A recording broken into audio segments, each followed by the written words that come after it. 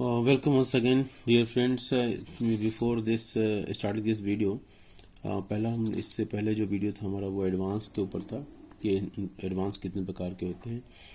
तो हमने देखा था कि एडवांस दो प्रकार के होते हैं, एक इंटरेस्ट बेरिंग एडवांस और एक एडवांस विदाउट इंटरेस्ट। अब आज हम बात करने वाले हैं हाउस बिल्डिंग एडवांस के बारे में। तो हाउस बिल्डिंग एडवांस, पहली बात हम देखते हैं कि एलिजिबिलिटी क्या होती है हाउस बिल्डिंग एडवांस के लिए, कि आप अपना घर बनाना चाहते हैं तो उसके लिए क्या क्राइटेरिया है, क्या एलिजिबिलिटी है जिसके आधार पर आपको मिलेगा। तो हमारे पास कुछ पॉइंट्स हैं, 9 पॉइंट्स में सारे एलिजिबिलिटी को दिया गया है, दिखाया गया है। तो हम इसको एक एक करके पढ़ेंगे। पहला पॉइंट है हमारा, all permanent government employees they are eligible. जो भी परमानेंट गवर्नमेंट एम्प्लॉय हैं वो हाउस बिल्डिंग एडवांस के लिए एलिजिबल है, मतलब योग्यता रखते हैं। ऑल अदर एम्प्लॉयज़, इसके अतिरिक्त जो भी एम्प्लॉयज़ हैं, with at least 5 years of continuous service, 5 साल की लगातार जो सर्विस है, provided they don't hold permanent appointment under A state government and the sanctioning authority satisfied about their likely retention in service till the house is built and mortgage. जब तक house को या तो गिरवी रखा गया है या पूरा बन जाता है, तब तक वो गवर्नमेंट एम्प्लॉई जिसने 5 साल की सर्विस को पूरा किया है और वो किसी भी स्टेट गवर्नमेंट के अंतर्गत वो जॉब नहीं करेगा या पूरा पेमेंट करने के बाद होगा। प्रैक्टिकल ये है कि या तो पूरा पेमेंट कर दे अगर जॉब छोड़ के जाना चाहता है, हाँ, तो उस केस में, और जब तक है वो जो गवर्नमेंट जो कि सैंक्शनिंग अथॉरिटी, उसको इस बात के लिए सेटिस्फाइड होना पड़ेगा कि वो सर्विस में रहेगा जब तक कि वो मॉर्गेज है और हाउस कंप्लीट नहीं होता है, house till the house is built and mortgage. तो all other employees with at least 5 years of continuous service, provided they don't hold permanent appointment under state government के अंदर परमानेंट अपॉइंटमेंट नहीं मिला, एंड द सैंक्शनिंग अथॉरिटी, इसके अलावा sanctioning जो authority जो sanction करेंगे हाउस बिल्डिंग एडवांस के लिए, वो इस बात से सेटिस्फाइड हो जाए कि that their likely retention in service till the house is built and mortgaged। ये बहुत इंपॉर्टेंट पॉइंट है। नेक्स्ट पॉइंट हमारा है, members of All India service deputed for service under the central government oblique company oblique association oblique body of individuals whether incorporated or not, which is wholly or substantially owned or controlled by the central government or an international organizations and autonomous body not controlled by government or private body, वो भी eligible होंगे house building advance के लिए। एक बार फिर देख लेंगे, members of All India service, जो ऑल इंडिया सर्विस है उसके जो मेंबर्स हैं, deputed for service under the central government, central government के अंतर्गत जो सर्विस के लिए डिप्यूट किए गए हैं, company association body of individuals weather incorporated और नॉट, विच इज होली और सब्सटेंशली ओन्ड और controlled by the central government, वो पार्सली हो कंट्रोल हो या पूरी तरह, और एन इंटरनेशनल ऑर्गेनाइजेशन या वैश्विक जो संगठन है उनके द्वारा कंट्रोल किया गया, and autonomous body not control by the government और प्राइवेट बॉडी, अगर वो प्राइवेट बॉडी के द्वारा कंट्रोल नहीं किया गया हो, ठीक है, तो वो सारे लोग जो है एलिजिबल है हाउस बिल्डिंग एडवांस के लिए। नेक्स्ट हमारा पॉइंट है point number 4, employees of union territories and north east frontier agency. तो इसके जो एम्प्लॉयज हैं नॉर्थ ईस्ट फ्रंटियर एजेंसी नेफा और एम्प्लॉयज ऑफ यूनियन टेरिटरीज, ये भी एलिजिबल हैं हाउस बिल्डिंग एडवांस के लिए। नंबर 5 है हमारा point, staff oblique artist of All India Radio, All India AIR, All India Radio की who fulfil the conditions prescribed at 2। अब कंडीशंस क्या है prescribed at 2? All India Radio के स्टाफ के लिए एक क्या बताया गया है कि staff artist of the All India Radio who fulfil the conditions prescribed at 2, जो कंडीशंस हैं वो क्या है, all other employees with at least 5 years of continuous service, provided they don't hold permanent appointment under a state government and the sanctioning authority is satisfied about their likely retention in service till the house is built and mortgage. ये हमारे AIR के लिए condition है। above and have been appointed in long-term contract extending to the age as per extant rules। extant rule means मौजूदा rule, जो उस समय जो रूल है उसके हिसाब से, extant rules means what, मौजूदा नियम जो है उस समय। तो 5 साल का जो सर्विस है, ये जो पॉइंट है, और इसमें अगर स्टेट गवर्नमेंट में कहीं परमानेंट पोस्ट के लिए अप्लाई करते हैं, आप कर लिया, तो ये जो सैंक्शनिंग अथॉरिटी को इस बात को सेटिस्फाई होना पड़ेगा कि वो सर्विस में तब तक बना रहेगा जब तक कि हाउस पूरा बन नहीं गया, हाउस इज बिल्ट एंड मॉर्गेज्ड, और जब तक मॉर्गेज किया हुआ है, ठीक है, मॉर्गेज किया हुआ है तब तक वो सर्विस में बना रहेगा। तो ये हमारा सर्विस ऑल इंडिया रेडियो के लिए एक टर्म्स है। Central government employees governed by the payment of wage act 1936। Central government employees जो कि पेमेंट ऑफ वेजेस एक्ट 1936 के द्वारा गवर्न होते हैं, वो भी हाउस बिल्डिंग एडवांस के लिए एलिजिबल होते हैं। नंबर 7 हमारा पॉइंट है, central government employees on deputation to another department और on foreign service, such cases to be processed by the head of the office of the parent department. ऐसे employees जो है central government employees on deputation, वो deputation पर है, प्रतिनियुक्ति के ऊपर है, टू अनदर डिपार्टमेंट, दूसरे डिपार्टमेंट में, और ऑन फॉरेन सर्विस या फॉरेन सर्विस में, विदेशी सेवा में हो, ऐसे केसेस में सच cases to be processed by the head of the office of the parent. तो जिस डिपार्टमेंट में मूल रूप से उनका अपॉइंटमेंट हुआ था, वो डिपार्टमेंट उसके ऊपर such cases to be processed by the head of the office of the parent department, वो ही उसको प्रोसेसिंग करेगा, मतलब इस मामले को वही देखेगा और उसमें वहां जो नियम होगा उसको फॉलो किया जाएगा। ओके, एक्सटेंड रूल्स मतलब मौजूदा नियम, extend rules for eligibility conditions of ex serviceman, किसके लिए, एक्स सर्विसमैन की बात हो रही है, ex serviceman and of central government employees under suspension remains unchanged. तो सस्पेंशन के लिए जो सस्पेंशन में है, जो निलंबित कर्मचारी हैं, उनके लिए नियम, मौजूदा नियम में कोई परिवर्तन नहीं है। Extend rules for eligibility condition of ex serviceman के लिए end of the central government employees, और वो सेंट्रल गवर्नमेंट के एम्प्लॉय जो कि सस्पेंशन पर हैं, तो मौजूदा नियम उसमें कोई चेंज नहीं है, remains unchanged. Extend rules for eligibility conditions of ex serviceman and of central government employees under suspension remains unchanged. In cases, number point 9 point है, in cases where both the spouses are central government employee, जहां पर पति पत्नी दोनों जो central government employee हैं, and are both eligible for grant of house building advances, तो दोनों एलिजिबल हैं हाउस बिल्डिंग एडवांस के लिए।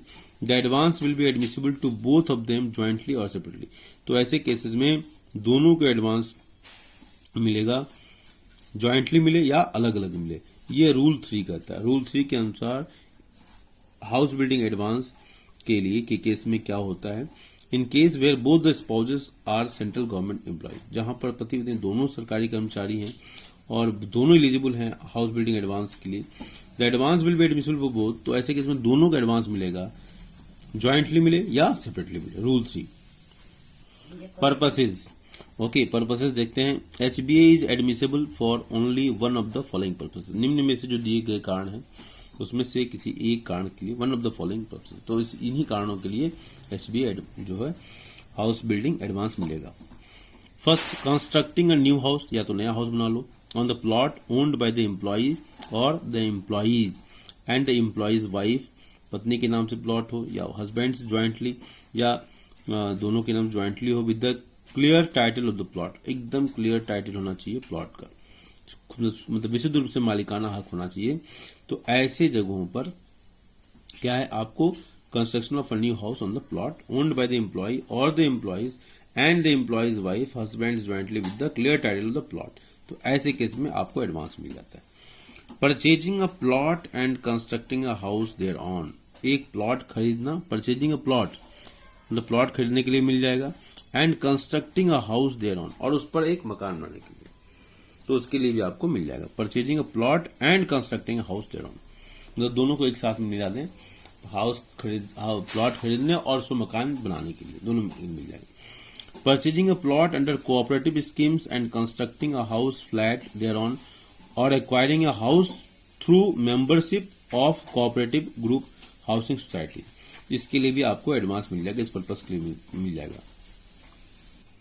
जो तीसरा पॉइंट हमारा है, purchasing a plot under cooperative scheme, cooperative scheme के द्वारा, सहकारिता जो होती है कोऑपरेटिव सोसाइटी, तो उसके द्वारा, and constructing a house flat thereon, उसके ऊपर हाउस बनाना, फ्लैट कंस्ट्रक्ट करना, और एक्वायरिंग अ हाउस, और ऐसे सोसाइटी से हाउस लेना, membership of cooperative group housing society, तो उससे जो है मेंबरशिप के द्वारा आपको कोऑपरेटिव ग्रुप हाउसिंग सोसाइटीज़ के द्वारा जो मकान अगर आप लेना चाहते हैं तो उसमें उसके लिए भी एडवांस मिल जाएगा।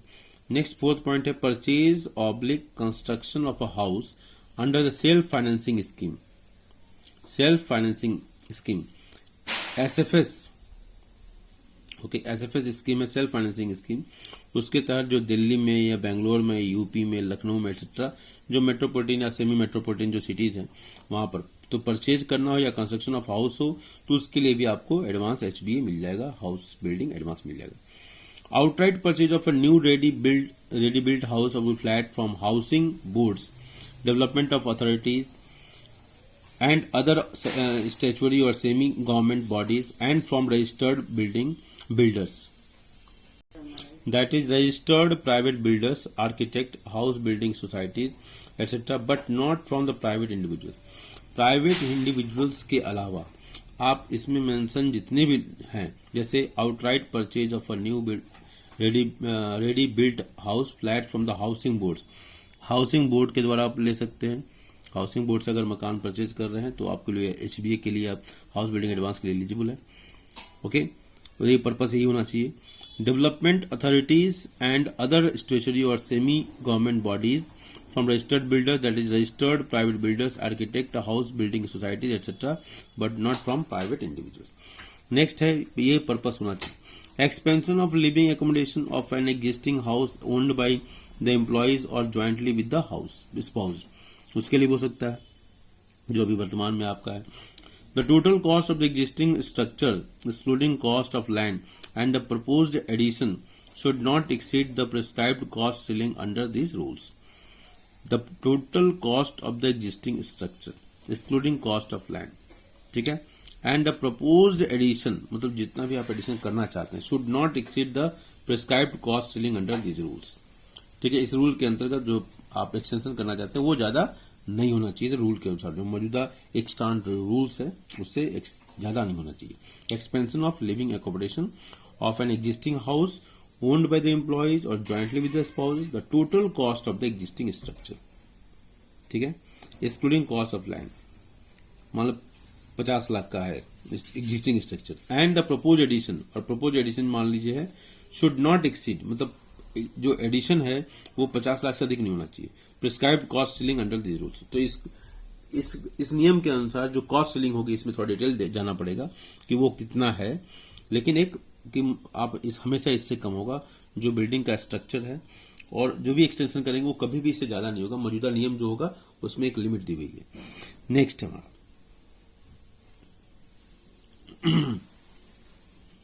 ये हमारा पॉइंट था outright purchase of a new ready built house / flat from housing boards, development authorities and other statutory or semi-government bodies and from registered builders, that is registered private builders, architect, house building societies etc., but not from the private individuals। ये अभी just मैंने जो point read out कर रहा था, expansion of living accommodation of an existing housing owned by the employees और jointly with the spouse, the total cost of the existing structure excluding cost of land and the proposed addition should not exceed the prescribed cost ceiling under this rules. Next हमारा point है repayment of loan और advance taken from the government और हुडको। Repayment of loan और advance taken from government और हुडको or private sources even if the construction has commenced subject to certain conditions। repayment of loan or advance taken from a government or HUDCO, ठीक है, repayment of loan or advance taken from a government or HUDCO, okay, or private sources even if the construction has commenced subject to certain conditions। तो ये भी हमारा एक purpose है कि repayment of loan और advance taken from a government और हुडको और private sources even if the construction has commenced subject to certain condition, तो उसके लिए भी आप ये पर्पस होना चाहिए। नेक्स्ट हमारा existing employees who have already taken home loans from the banks, जैसे हमारा केस है होम लोन लिया हुआ है from the banks and other financial institutions, दूसरे फाइनेंशियल इंस्टीट्यूशन से, are allowed to migrate to this scheme subject to fulfilment of the following condition. जिन लोगों ने लिया हुआ है बैंक से लोन, ठीक है, existing employees who have already taken home loans from banks and other financial institutions are allowed to migrate to this scheme subject to fulfillment of the following conditions. पहला, before grant of HBA, the head of the department should satisfy himself that the home loans were taken by the government employee entirely for the purpose of construction, purchase of new house or flat. Should ensure that the HBA sanctioned is limited to the amount of loan still due to be repaid by the government employee. Should ensure that the house building advance sanctioned is limited to the amount of loan still due to be repaid by the government employee. मतलब जो लिया गया है advance, जो लिया गया वो इसी लोन को रीपेमेंट के लिए यूज किया जाएगा. Should ensure that SBI sanction is limited to the amount of loan, मतलब उतना ही, उसकी सीमा उतना ही होनी चाहिए. मतलब 24 लाख का लोन अगर आपने लिया तो अगर आप एडवांस ले रहे हैं तो वो उसी सीमा में होना चाहिए. Still due to be repaid by the government employee. HBA can be availed for repayment of bank loan taken for the purpose of construction, purchase of a new house oblique flat. ठीक है. HBA can be availed for repayment of bank loan. Bank loan को repayment करने के लिए लिया जा सकता है.